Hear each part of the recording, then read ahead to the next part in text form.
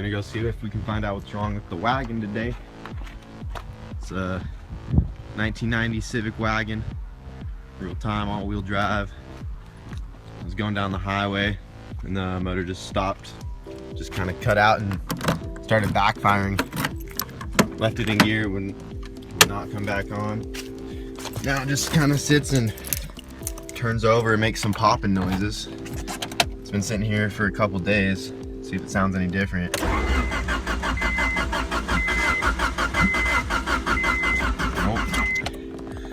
Doesn't even sound like it wants to start. So at least a couple days ago it was backfiring when I was doing that, but now completely stopped. So I'll pop the hood and see if I can find out what's up with it. Alright, so here I am under the hood, and I can hear the fuel pump come on when I turn the key into the on position, so I'm assuming it's not a fuel problem. So I know a common problem on these Hondas is that the screw on the rotor can actually fall off in the distributor. That would sound like a lot like what's going on with this one right here. So I went ahead and pulled the 3 bolts off, holding the distributor cap on, which are right there, and right there.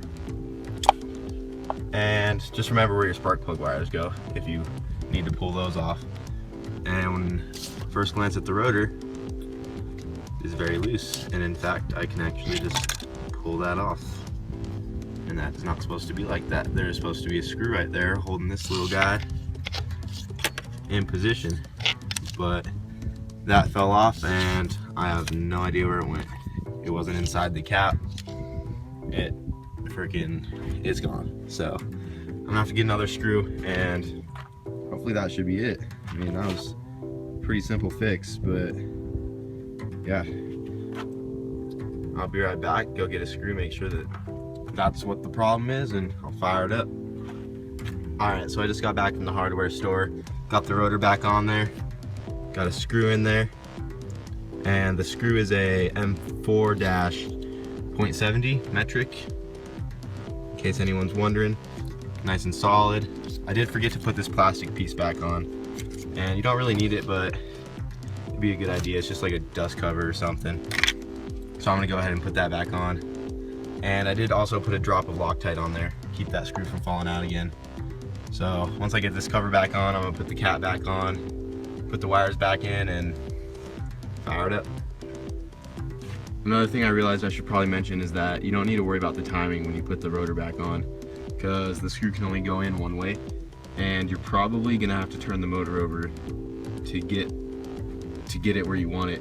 And I found out that getting it facing the front of the car right there is the best way to get a screwdriver in there and get it as tight as you can. So yeah, thought I'd mention that real quick too. Alright, now that we got the cap back on there, I'm gonna go back in there and see if it'll fire up.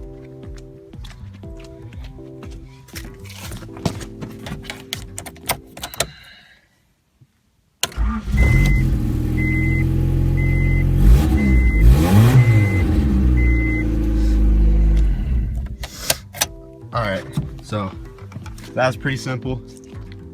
So this should apply to anything with a D16 in it, from 88 to 91, Civics or CRXs, anything like that.